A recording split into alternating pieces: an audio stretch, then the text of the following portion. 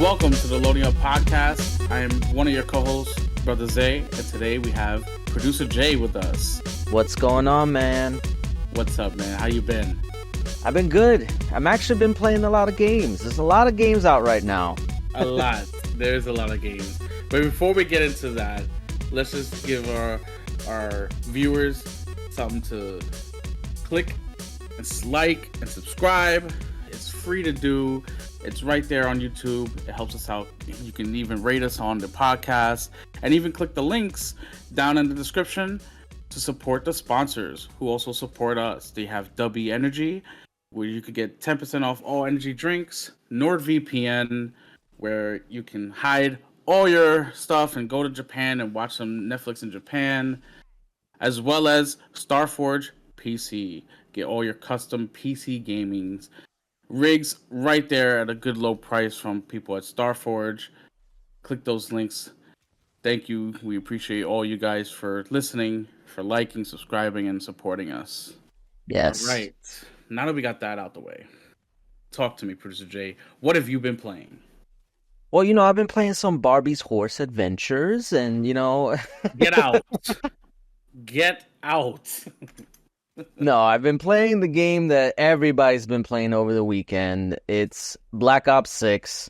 They just dropped it. It's on Game Pass, on PlayStation, PC, Xbox, everywhere you can think of, even on cloud, which was actually a surprise that a lot of people didn't realize that could still happen because they thought the whole Ubisoft thing would have prevented it, but didn't prevent it. It just made it more of a hassle, but it's not impossible. But yeah, so I've been playing that, and it's really good. Like, honestly, like it was funny. We were talking in the group chat. I think Brother Matt was posted a thing about Xbox's advertising with Mountain Dew and Doritos and stuff like that. Now they got Black Ops 6, and it's like heavily on the marketing, and it's like 90s based, and it's gotten good reviews. It's like Xbox is back. Like the old Xbox is back. Like. And honestly, that's what it feels like. It feels, when I'm playing this game, it feels very nostalgic. And I feel like I'm back in high school, coming out of school, getting ready to, go a couple rounds in like deathmatch and stuff like that. So, yeah, it's really good. I am, unfortunately, upset a little bit. And obviously I get it. I can't play as Cody Rhodes no more. You can play as Cody on Warzone. No, I don't play Warzone. I play. That's your own fault. I play multiplayer. That's it. And campaign. Actually, I was playing a little bit of the campaign too, and the campaign is it's really interesting. I've only played the first mission. I did the first mission, and I was about to start the second mission, and but I got lost in the mansion that they're in. Yeah. Not that I didn't get lost, but like there's puzzles in it, and I was doing the puzzle, and it was so cool because like that, I love puzzles, and just trying to figure out everything. It felt so like, I don't know how to describe it. It was just like, it was really fun, and I did it the whole thing, so I don't have to do that later. And it was just cool how everything tied together. Yeah. But yeah, so far the campaign's really interesting, and I'm having fun with the game. But in addition to Call of Duty, I've been playing more of Sparking Zero, obviously. Like that hasn't dropped out. I need to play more of the it's hard because there's so many games. I need to play more Elden Ring because I need to finish that. I felt like I was making so much progress, and then all these games decided to drop. But I took a break from that, and then obviously I've still been playing. It goes. Yep. I mean, eventually I'll get to it, but yeah, no, I'm still doing the Dungeons of Hinterberg. I'm almost done. It's like so close. I have a thing where like I dedicate a game to like my ROG Ally. Like that's my ROG Ally game, and that's the only one I play on it. And I'm so tempted to just like play it on my Xbox or on my PC or whatever, just so I could finish it outside of work, because that's the only time I play it. Because like not that I want to get it over with, but it's like I'm so close, and it's just like I always get so close, and because right now I'm like finishing up all the, I guess you could call them side quests, like whatever the thing is that like to build your friendship and stuff. I'm trying to build the friendship with everybody. So right now that's what I'm doing, but it requires me to kind of like go through each day just doing that, and then it takes time. Yeah. But yeah, so that's what I've been playing. I'm almost done with that though, and yeah, it's just a fun time. Yes, definitely. This season is a lot of games out, a lot of games coming out still. So it's a lot of things we're gonna be playing. A lot of things may take the back burner. Um, so it's very interesting times, especially Yeah, with Call of Duty, because that's what I've been playing. yeah, Been playing Call of Duty multiplayer, and the multiplayer is really fun. The Omni movement is really good. So far I've only done one mission, so I'm not too crazy far into the campaign. But I did try out some zombies, which you probably see me playing right now. yes, If you're watching on YouTube, I was trying it out just to see what it was like. I was just running in there with some randoms, and I messed up because I had the mouse and keyboard settings put on. So if you see me fumbling around there, it's me trying to figure out what the knife and melee button is. yeah. When you're used So to playing with a controller, going straight to yeah, mouse and keyboard is like, like it. I felt okay because I know what to press for, like to move and shoot around. But like, if I wanted to throw a tactical, I didn't know. You know, like if I yeah. wanted to throw a grenade, I couldn't do it. If I wanted a melee, I was like, what is it? So, but you'll see a little bit later. We get into some multiplayer. If you're watching on YouTube, you'll see that I get into some multiplayer, which then I was able to switch to the controller, so it was a little bit better for time. Yeah. Um, but been playing some Space Marines 2, which is an awesome game. It's just really fun. And as well as, every Sunday I get on the game with my Xbox buddies and we play Divinity Original Sin 2, which I feel like we're nearly at the end of that game. It is not very not super long, but we like to delve into things Yeah, and take make your sure we time do and all the yeah. side quests, and want to make sure we're doing things, because I mean that kind of game you can do the missions however way you want, and depending on your choices things happen differently. So it's one of those things where we're kind of really thinking about what we should do here. Yeah. um That was but it's, also by Larian as well, right? that is correct, yeah, the Yes. Divinity series by Larian, yeah, and then Okay. you jump to the Baldur's Gate series for Baldur's Gate 3. It's really good game. I have a lot of fun playing it on Sundays. So, that's what I've been playing, for my games. I Cool. can't wait to get more Call of Duty.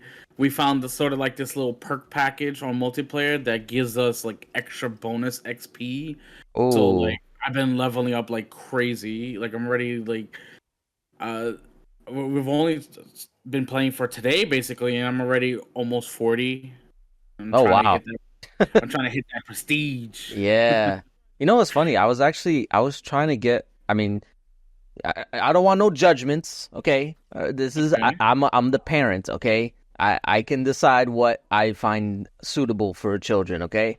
I was Okay. actually playing Call of Duty with my kids today, Okay. and they seemed to get into it. My Oddly enough, my youngest was like super into it. Like he already knew the movements and stuff because like he mostly plays like Roblox and stuff. So Yeah. um I think there was a game on there that it's similar There is to Call of Call of Duty. Duty type game on Roblox. Yeah. Yeah, so he already kind of, because he played that for a bit, so he kind of knew how things worked. My oldest didn't really know, so I kind of had to hold hands with him and stuff. But it was fun.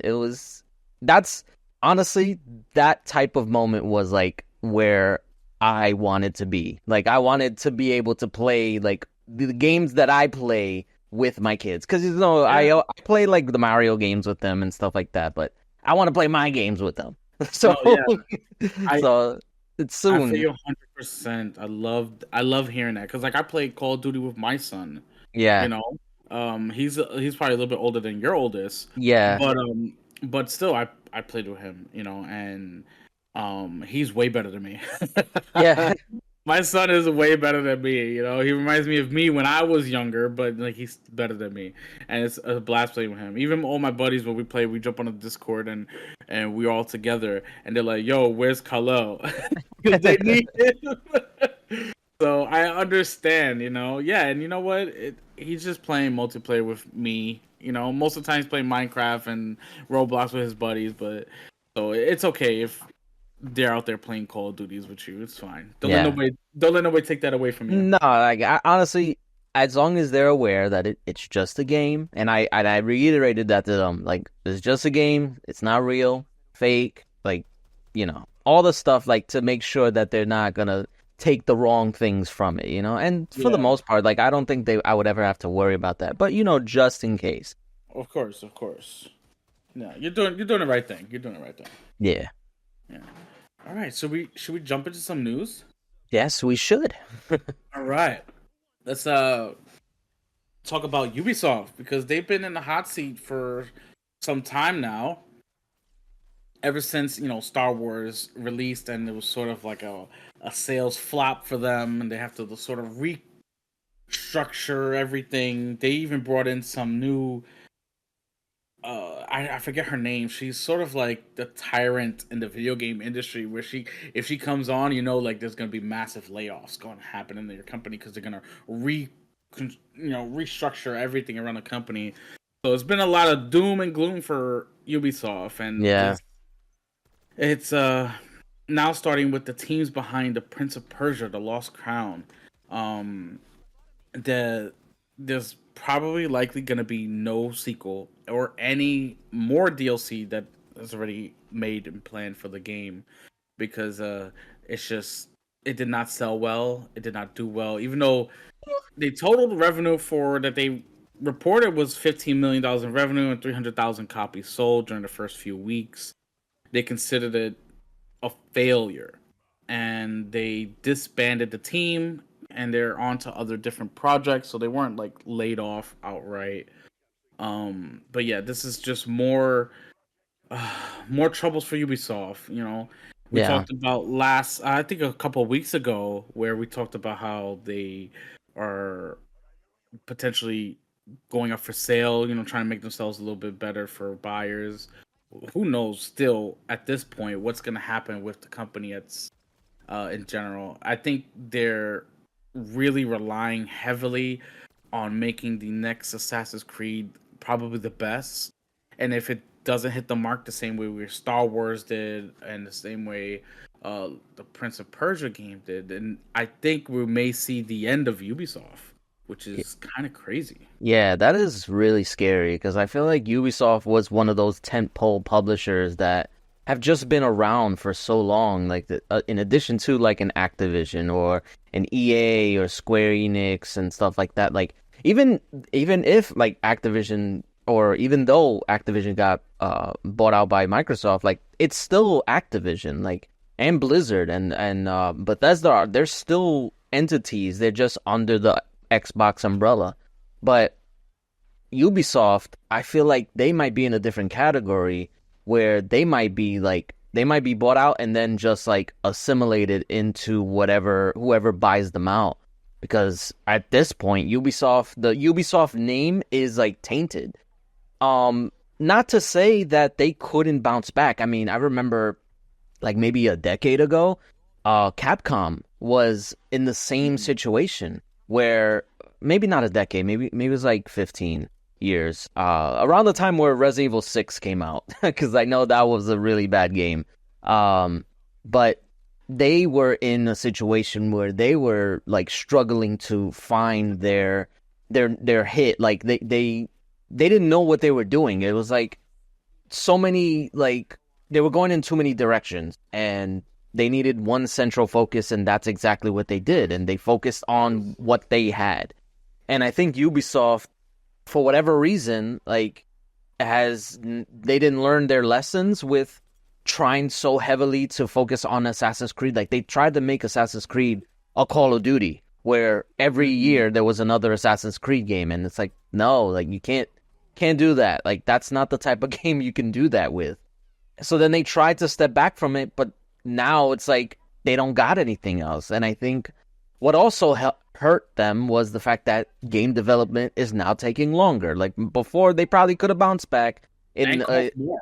yeah, and they could have thrown more at the or developed more games in a shorter amount of time. But now, they can't get games out fast enough, or not they can't get games out fast enough, but like good games, and that's also the issue too. So I don't know. They got a lot going against them. I don't think even Assassin's Creed being a great game will save them. I think it's gonna be multiple games hitting the mark that's gonna save them because Assassin's Creed will be the launching point, and Hmm. hopefully once we see hopefully we see something from the Splinter Cell game that they're working on because that's another game that a lot is riding on. Um, I think that's what's gonna have to happen in order for Ubisoft to even bounce back.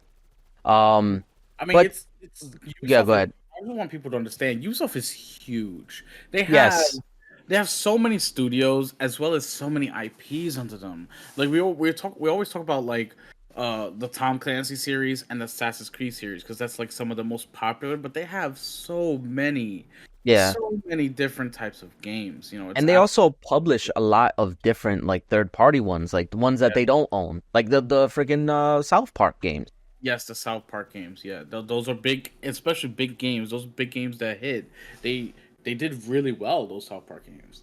You Yeah, know, they have so many different types of series and so many different games. For Ubisoft to go away would be a very big dramatic shift in the gaming industry. It will be something unheard of in today's like world and how things function.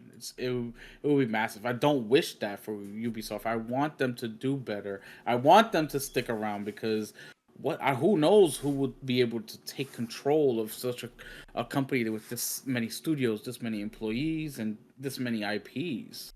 yeah, and there's not a lot of suitors for them too. That's the thing. Like, was there like Sony, Xbox, and then we also have Tencent and maybe like Amazon. So it's like Yeah. we don't know who would be the one to take or take that on that burden because it's a lot. Like I don't know what Ubisoft's financials are, but they can't be good if this is what we're hearing, you know? No, no, Um, their stocks have definitely plummeted. I mean, that's good news for buyers, but not good news for Ubisoft. yeah, so either way, it's gonna be interesting the next couple years for Ubisoft just to see like how things play out, but I mean, hopefully they stick around because I even though I haven't played them in a while, I've said it before in this podcast. I have all the Assassin's Creed games, and I'm looking forward to another Splinter Cell game. And they have good games, and it's like They I don't do. know what it is that they just can't deliver on them. Yeah, they definitely have some good stuff. So we just have to keep an eye on the potential fall of Ubisoft. Yeah, Yeah. All right, let's move on to the FTC. They came out with a new rule, a new FTC ruling banning fake online reviews. Um, so the Federal Trade Commission issued a rule in August banning the sale or purchase of online reviews, and the rule, which went into effect a few weeks ago, allows the agency to seek civil penalties against those who knowingly violate it. So this pertains into the gaming world on review bombing. So things like, or people like, let's say, just PlayStation players review bombing Black Ops because it's now on Game Pass. That will be now illegal to do. You can do it. You know, no more review bombing, no more buying fake reviews to prop up your game to make it look better than it really is. No more um just no more nonsense. You're going to have to like be legit. And I yeah, think this is a great thing. It will really make things more transparent for the consumers. And that I think is the ultimate goal of the FTC chair, Lena Khan, because you don't want to get a product, buy a game based off of a review, and then it's completely different from what the review says, or what it actually is, even the whole product itself. That really sucks, and that happens a lot, especially online. People like you always see how like Temu is selling things online, and it's like, Oh oh, yeah. 5-star reviews. Like really, we know it's not like 5-star reviews. And even Yeah. Amazon does this with their products, where they'll buy reviews and prop it up to make it better than other products, so they can sell more. So Yeah. this is all going away, and that's how it really affect the gaming industry with the review bombing. Yeah. Have you ever ordered something from like Amazon and then like in the package itself it says, "Oh, rate us 5 stars and we'll give you like a discount code or something like that." Yes. Yeah, so that's gonna go away too. Yeah. Um, so yeah, ultimately this is a good thing because as you said, review bombing has been a major issue on all platforms, not just like Metacritic, like even on the platforms itself. Like I've seen Mhm.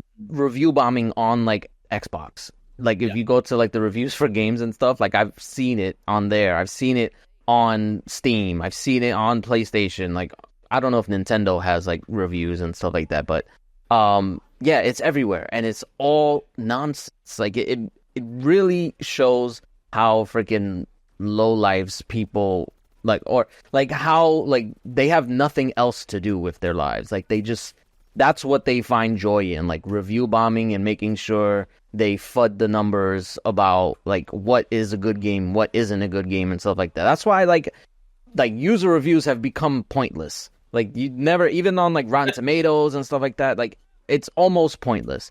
Um so the fact that now they can't the interesting part will be how they implement it because Of course. now either they would just get rid of it, like get rid of user reviews, or put in the actual effort to verify that person who reviews it actually owns the thing that they're reviewing. I Yes. know, A lot of places do that already, where it says yes, verified purchaser. yeah, So there are some some companies like even Amazon and even Xbox, it will tell you if you purchased the item if you're reviewing it. So there are some steps that the companies are taking already even before this ruling. So it's still really good to see, and yes, it will be interesting to see how they implement it further. yeah. I would assume probably like maybe like in the case of Metacritic, maybe they can like work with the platform holders so that way you have to link your account to your account on Metacritic so that way they can verify that you own the game that you're reviewing.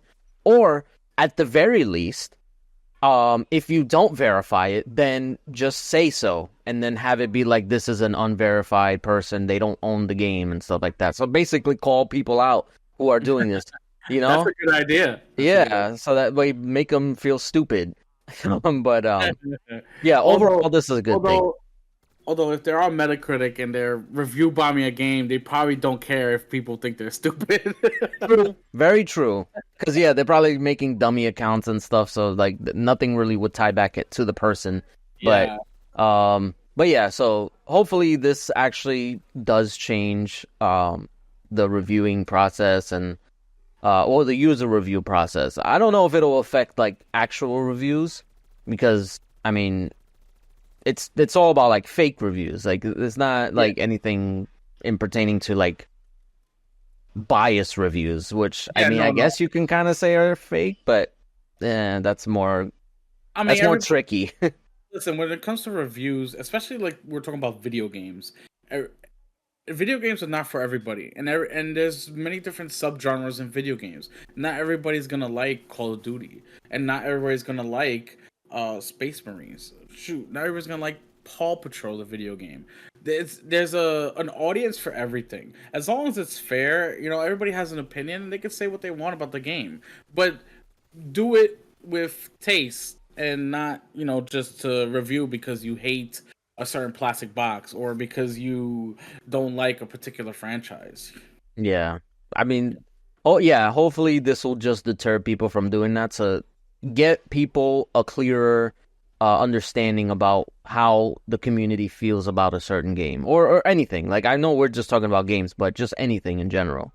Definitely. Yeah. All right, let's move on to some news about Sony wanting to lock the video game Crimson Desert into a time exclusive deal. But Pro Abyss, the developers of Crimson Desert, said no. Not only did they say no, but they did, since this original report came out, that they will going to be multi-plat. They denied Sony the ability to lock them down to an exclusive deal. They did say that they will work closely with business partners and to keep touch in plans and have various discussions about collaborations, but they are not going to be tied down to a particular platform. They want everybody to enjoy their game, which I think is great to see. These exclusive deals sometimes can hurt the sales and hurt the companies. We see that with like Square Enix and how Final Fantasy performed on PlayStation only. So I think they're making the right choice, but it also goes to show us that Sony will not stop. They will try and keep as many games away from PC, from Xbox, as much as possible, so that way they can entice people to buy their console. So it also points to the direction that it probably was true and is true that games like Black Myth Wukong is exclusive because they took that deal. Yeah, Although that particular deal for Black Myth Wukong was probably very lucrative since they sold, I think it was upwards of 10 million copies in the first week. yeah. It really didn't matter because the Yeah, main audience was on PC and that in is, China, so it really wouldn't have mattered if it was exclusive or not. yes, But yeah, that's one thing that it's all right. So exclusives, like paying for exclusives, there's different kind. One that Sony tends to do is they just see a game that's popular and they pay for it. And like, no, you're just gonna not release it on Xbox or Nintendo Switch or whatever. Just release it on PlayStation. You can release it on PC. We don't really care. But just release the console version on PlayStation only. That's what they yeah, did with Black Myth. Well, we don't know for sure, but maybe. But they did it for Silent Hill. They've done it for many games, and obviously they tried to do it for this game. Um, I'm trying to think of more off the top of my head, but anyway, they've done it in the past so many times, and I mean, they did it with Final Fantasy, so it's not like anything in particular, like, oh, we're trying to help with development and stuff like that. No, they just want it to sell consoles and yeah, or to make more money on the sales on PS5. That's it. That's the only reason they're doing it. But then you have another type of exclusive, like paying for exclusivity, which Microsoft tends to do, is paying for exclusive rights in exchange for actually helping out with the development. So one of the recent examples of that is Stalker 2. Obviously, the whole thing with Stalker, like, it was, I mean, I think in the core documents originally said it was going to be like a 3-month exclusive, which is not a big deal. And then obviously the whole Russia invading Ukraine thing happened, which derailed everything. And it caused, because the developers are based in Ukraine, that caused the game to be delayed indefinitely, and Microsoft still stuck with them throughout that whole process and even gave them more support and more funding so that way they can finish their game. Like that was the priority.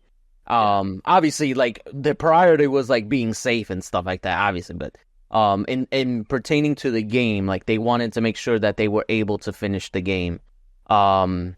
So just to piggyback on that particular topic, a lot of developers for Stalker 2 did sort of like have to flee to Poland to be safe, Yes. and a lot of them still stayed working on the game in Poland, and that's where that support from Microsoft went to. But Yes. also it supported the developers who actually stayed behind to fight in the war, Yes. because there are definitely some developers from the studio who stayed behind, who fought, and who even died in the war, in the Ukraine war. Yeah, So I remember that documentary that came out. I think it was last year or maybe the year before. I can't remember.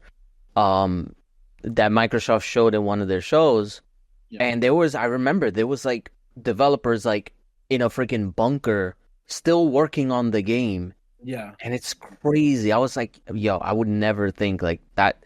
That was what they tried to do. Like, I would hope they would focus on their safety and stuff, but that's how dedicated they are to getting this game out. Because I actually found out not that this game has been in essentially development hell for a long time. This game was actually announced, I think, in 2010 or 2011 or something like that, and it got canceled, but then it got revived, and then like there was so much going on with this game, so I think that's also why like they're so like very persistent about getting this game because like that it's essentially their baby. Like they need it to be a success because they put so much effort into it, and I definitely commend them for that. But anyway, not to get sidetracked too I much, know, but I know. yeah, but Okay, that's one of the things that Microsoft tends to do. They also did the same thing for what was it? It was Cuphead, because Cuphead also had issues during development. I think something about like I think it was like a flood that happened in the offices that eliminated a lot of time and like not effort, but a lot of stuff that was being worked on got lost in that event, and Microsoft still stuck with them and stuff like that. So, um, yeah. So not to paint Microsoft in the best light because obviously they've done what Sony has done as well, like with Tomb Raider. Like they just paid that, just to make it exclusive. Like it's Yeah, they all these companies do that. yeah. Yeah.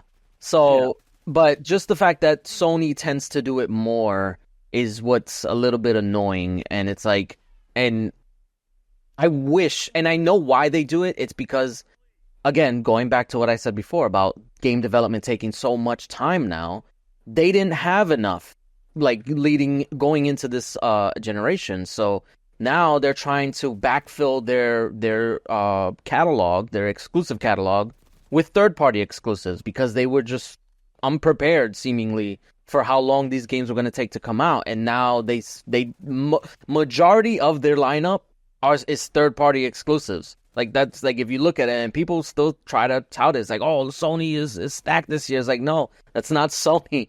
They're not making as much as they would have if it was a first party game.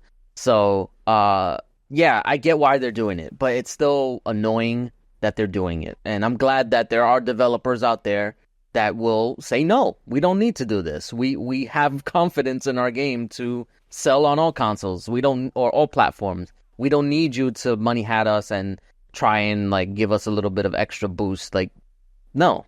So I wish the Black Myth Wukong developers did that because they clearly their game would have been successful without the exclusivity deal, or if that was the case. But yeah. I mean, I get why they would want to. The sort of like they had like an hour-long gameplay footage of Crimson Desert come out and like showcase the game, and the game looks fantastic. So like I guess they saw it and they were like, we need to try and get this here, you know. Yeah. So I mean, it's just a game that I even want to just try and jump in and play. So I can't wait for the game to come out. I'm glad Sony didn't lock it behind exclusivity deal, even if it's for 6 months. I'm just want to get this game and I want to play it.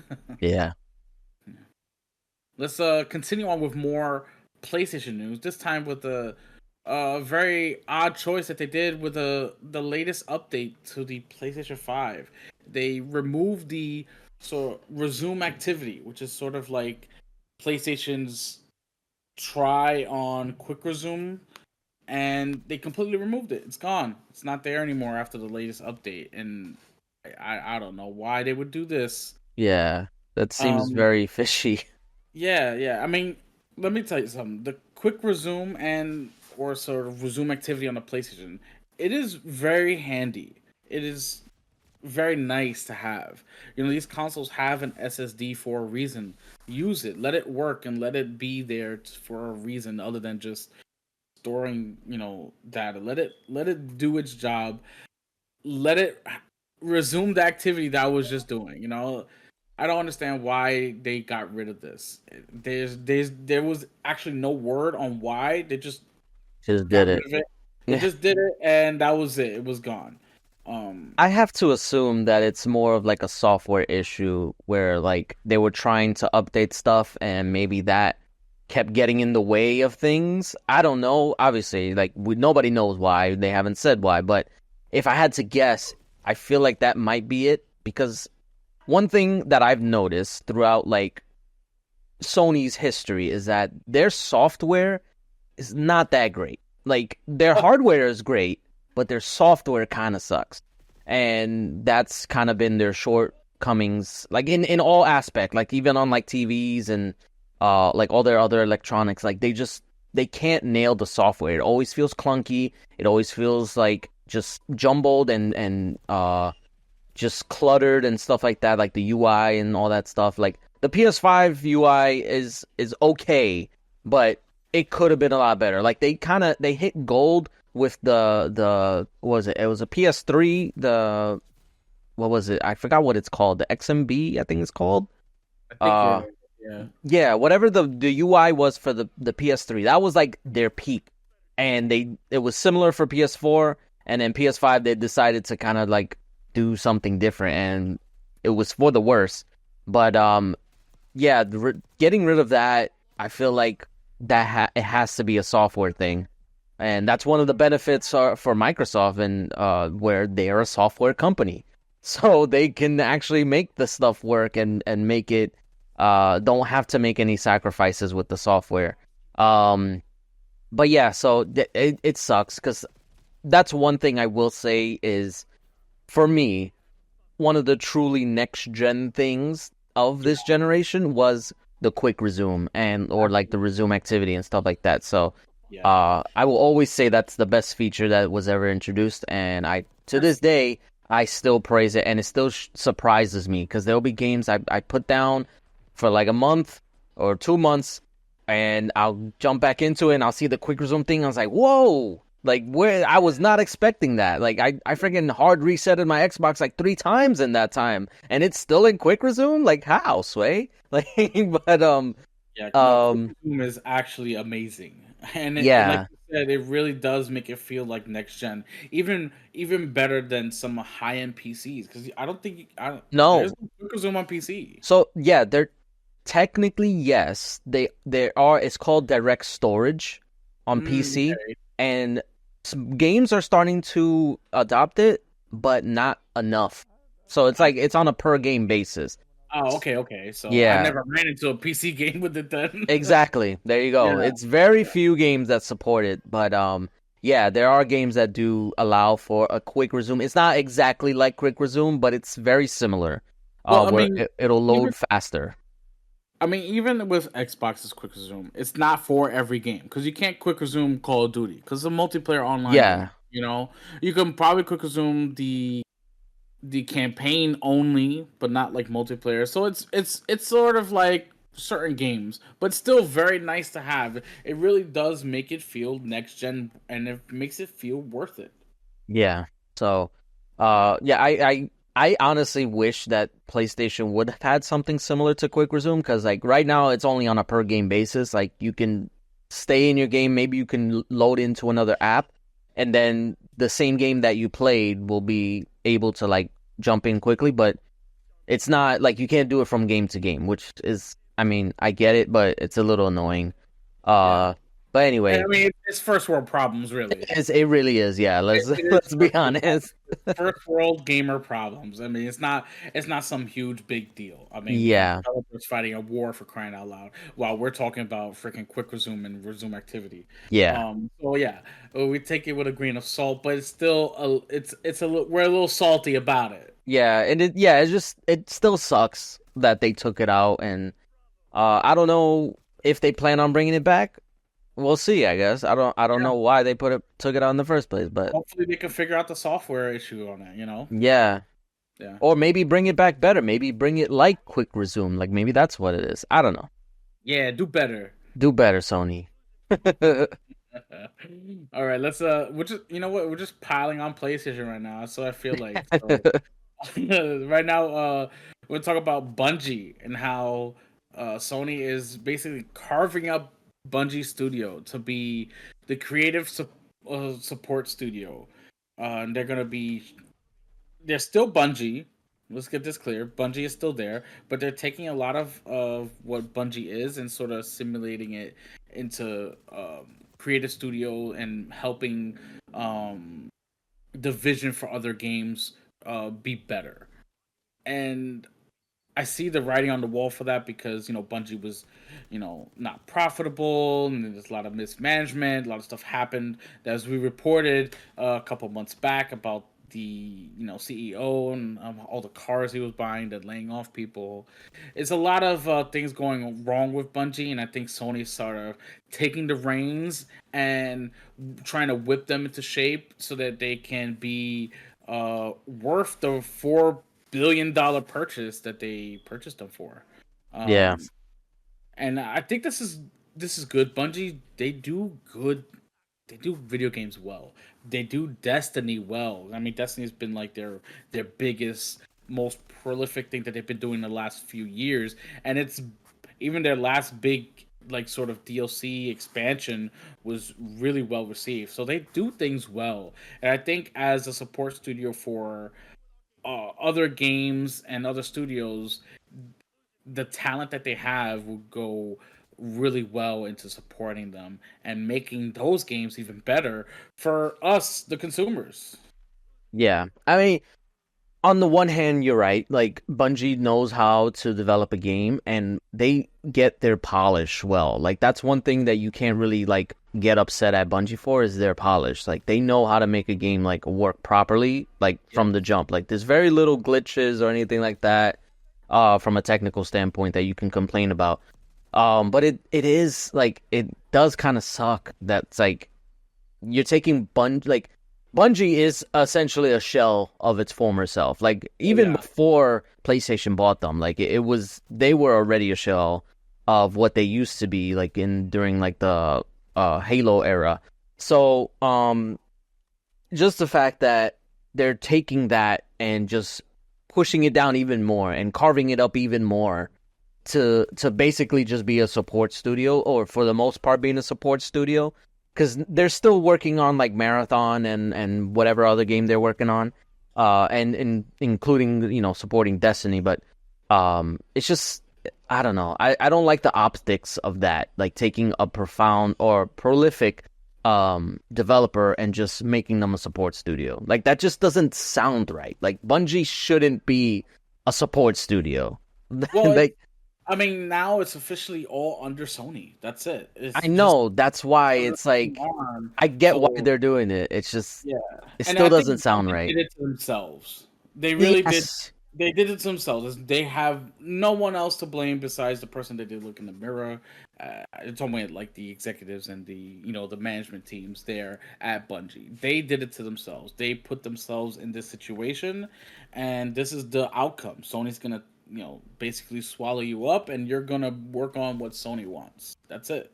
Because I think they need that, especially after everything that they've been through in the last few months.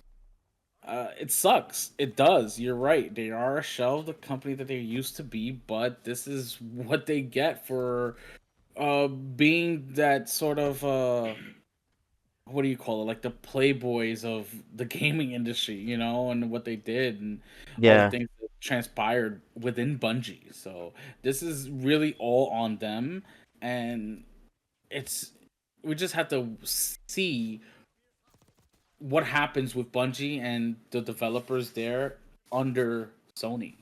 I fear that eventually it's going to get to a point where Bungie is just going to be shut down, and then they're going to move the developers to other studios, and that's going to be the end of it.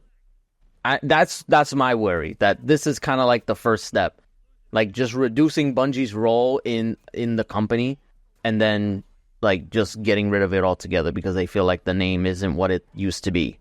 Yeah, yeah, just sort of swallow them up whole until Just Bungie's completely gone. just digest them completely. Yeah, yeah, definitely. Definitely what's I think will happen. Yeah, Maybe that's what the years down the trajectory line. is. Yeah, Yeah, maybe a couple of years down the line, but this is definitely that step in that direction. yeah, but let's hope not, because I don't want that. Yeah, definitely. Let's. I guess we'll just move right along with some more, more negative, More Sony news? Oh, more negative Sony or news, and just it kind of really sucks. Like we're piling on Sony, and it's like okay, um, so Sony has increased the price of the PS5 in South Korea, um, and that seems to be sort of a trend, increasing the prices of consoles all over the markets. They haven't increased it in the United States yet, but a lot of markets. they won't Japan, dare. oh man, If they do um, that, that's it. I mean they increased in Japan. Was a month or two ago. Now they're increasing it in South Korea. So everything's just getting a little bit more expensive. And according to the, um, I guess the what do you call it? The transition from won to U.S. dollars. It's about 50 bucks more expensive for each the digital and the disk drive. Yeah. Um, but why? We I are mean, what, 4 years into this generation? Why are prices going up? Prices should be coming down, especially since the PS5 Pro is releasing in literally like 2 weeks. yeah, I don't understand what is going on with this generation where just prices are going up. And I know they won't do it in the US because that's like suicide. Like you would never do that. That makes zero sense because that's the main market. You that in Europe and in Japan, even though they did increase prices in there too. So It did, I don't yeah. know. I don't know. Like it's just it boggles my mind that Sony like this is the problem and why I wish people would hold Sony accountable when they do shit like this because people turn a blind eye to it. They'd be like, "Oh, it's not that big a deal." Like, "Oh, it's just a small price increase. Oh, it's just in Korea. Oh, it's just in the Middle East. Oh, it's like no, it doesn't matter. It's not just something. It means something. It means that Sony's getting away with it. You're letting them getting away with it." Definitely. And then people think like, "Oh, there's no way the PS6 is going to cost more than the PS5 Pro." Like, no. That's exactly what's going to happen if you keep doing this stuff. Like they keep people want to make the comparison like, oh, when the PS4 Pro came out, the PS5 it was when the PS5 came out, the digital version, it was the same price as the PS4 Pro. But they're not even talking about that they brought down the price of the PS4 when the PS5 or PS4 Pro came out. They didn't do that with the PS5 and the PS5 Pro. They just made the PS5 Pro way more expensive Way to more. compensate. They kept the PS5 price the same, and then they upcharged people way more than it needed to be. What they should have done is maybe bring down or at least if you're trying to like base it off history, the PS5 will come down in price. And the PS4 Pro will probably be like maybe 600, at the most. So, Um, but jeez. yeah, that's still a lot. But just the fact that they're not even doing that, that just shows that they're just gonna keep increasing prices. I wouldn't be surprised if in a couple years the PS5 Pro goes up in price right before How? right before the PS6 comes out because this is what Sony does. This is what they do. They get away with shit and people let them. People are begging to give them money. Like I don't understand it. Like it You just know. makes no sense to me why people would be okay with just giving them money. Like no, you're a consumer. Like look out for yourself. Stop worrying about them. Yeah, But yeah, yeah, yeah, so definitely. the PS5 or the PS6 is probably going to be like 800 at the minimum, maybe 900 because they can do that now. And people will be okay with it. They'll just bend over and be like, "Okay, not too hard, Sony." That's crazy. Yeah, I mean, the console increases just in South Korea, but they also, I think it was a few weeks ago, even a month ago, they increased the prices of the controllers. It was Yeah. only $5, but now the controllers are $80. Yeah. So and then what if they come out with a special edition controller that is $90? Now you're closer to 100, and it's just like, where does it stop? Where do Again, we yeah. draw the line? It's always like, You oh, know? it's just $5. Like again, they keep saying, oh, it's just like it's not just like stop saying that. You're absolutely right. People need to sort of come to their senses because this is absolutely ridiculous. It's 4 years. Yeah. 4 years into the generation, the prices should be going down, not up. The price should be going down, and the fact that they're doing this, I don't know.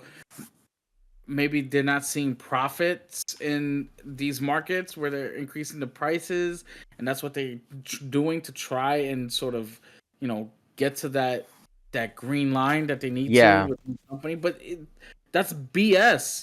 That's It's BS. it's greed. That's all it Yeah, is.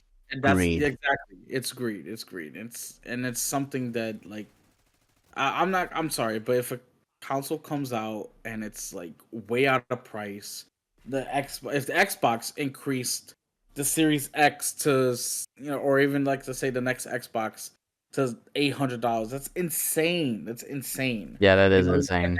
that point, just get a PC. Yeah. At Honestly, that like if point, if yeah, if that ends up happening, then yeah, I'm moving to PC. Like that's yeah. or I'll just stay with Xbox Series X. Like my library's still there. Like I don't know.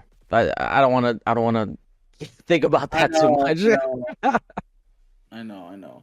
But just do better, Sony. This is the second time, third time we're saying this tonight. It's Yes. not good for you, right? It's not looking good.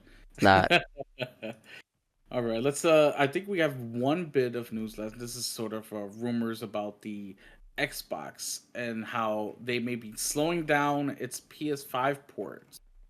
Um, so the rumor was that the showcase, or sort of like the little gameplay that they released for Indiana Jones to certain creators and media outlets, didn't go over very well, and they wanted to scale back the PS5 ports because, of course, they didn't want to do some sort of massive failure for a game with the name like Indiana Jones. So the rumor is that they're slowing down of the ports for the PS5 and allowing it to basically die on Xbox if that's the case. Sort of similar how Redfall did. But I'm not sure. What do you make of this rumor? Talk to So, me. all right. So I remember when we were talking about this like off air, and we were trying to decide like when was this, like when did it come out? Because I know Microsoft and Satya Nadella released a financial report or something like that. That kind of went into yeah, and I was trying to figure out when that was dated. It actually was dated pretty recently, so I don't know where this rumor's timetable is on like when they would have decided this. So it's kind of up in the air. I don't think that Xbox is just gonna like full stop, like no, we're just gonna be exclusive now, like no more PS5 ports. I think that there's still gonna be PS5 ports. I think it's gonna be for obviously like the tentpole titles like Call of Duty and all like the Blizzard games, like another Diablo or maybe Overwatch. I don't know, whatever they plan on doing with like those titles, those are gonna be multi-platform. And I think maybe you might see like an Elder Scrolls 6 and a Fallout 5 also come to PlayStation. Just because, I mean, I'm basing this off of Phil Spencer's quote all the way back in 2020, when they announced the Bethesda deal, and he said it was going to be case by case, and that even when they finished the acquisition, they said they did the whole roundtable thing, and he said that any title that has like legacy on other platforms, they'll continue to do that, and we've seen it with Doom, because obviously it makes no sense to have two Doom games on all platforms and then the third one is exclusive. Like, no, that's kind of silly. So, stuff like that. Maybe another Wolfenstein might be on PlayStation. So, I think for that, for those types of games, they'll still release multi-platform.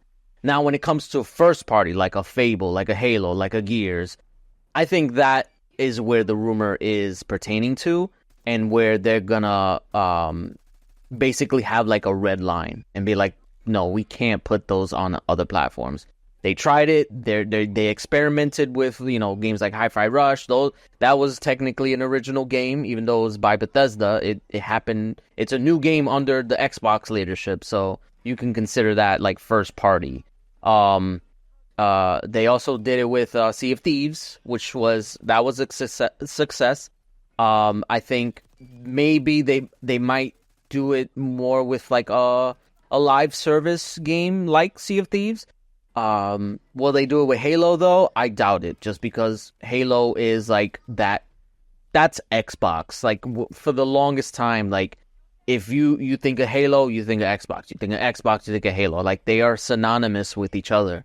So if you put that on PS5, that's you just can't kill Xbox. Like don't even make the Xbox Riot anymore. in the streets. Yeah. So yeah, I think those titles that are, like I said, synonymous with the Xbox brand will remain exclusive. I just think there'll be more like with the Activision or the ABK and Bethesda titles. That's where there'll be more of like, okay, maybe this game will go there, and then this one can be exclusive, and then that game will go there, and stuff like that. Also, like with if they do more licensed games like Indiana Jones, I think those will be exclusive, or those will be on multi-platform as well. So it's just it's hard to grasp because it's so like it's scattershot. Like there's no rhyme or reason. Not that there's no rhyme or reason. There is a reason, but it's just like it's always like it's all over the place. Like some games will be, some games won't. Again, case by case. But what we will do, I think, going forward is it will show that there is money to be made by releasing on multiple platforms, and specifically for Sony, that there is money to be made by releasing on other platforms like they have been doing with PC. And I think eventually we will start to see Sony do the same thing, because essentially they've been doing everything that Xbox has done over the past 10 years. Just recently, like the move to PC, the releasing on the other platform, like even Nintendo Switch, like it's happening. So people are very in denial about the whole thing, but it's just happening. It's just happening very slowly and gradually. So yeah, I think with this rumor, we don't know its validity. I don't even know like if the source is actually like credible or anything like that. But I think there Probably is not. some. It's probably not, but I think there is something to it. I just think they're so hyper focused on like, okay, is this game gonna go? Is this game gonna go? Is this game gonna go? And it's like, stop worrying about it. Like, why do you care? Like, just if it's on Xbox first, just play it on Xbox. If you want to wait, if you want to take the chance and wait, like in Indiana Jones, then you can wait. Like, nobody's stopping you from doing that. It's just people are so worried about this stuff when they shouldn't have to be. So, I think, though, like I said, I think with the main titles, the Halos, Gears, and Fables and stuff, those will be exclusive. But anything else is kind of like case by case. That's all. I think that's what it is. Yeah, you're probably right, but this is also why we just sit here and discuss these rumors instead of sort of just like blowing past them. We kind of want to talk a little bit about them, not to give them sort of like open source and out into the world and mainstream, because it's out there. We just want to make sure that we discuss it and talk about it and see what we're thinking, because maybe it's along the lines of what everybody else is thinking, and bring it to the forefront and just take it as a rumor. It's don't go crazy thinking this is 100% true. Wait for the official word. Like you said, Phil Spencer said, case by case.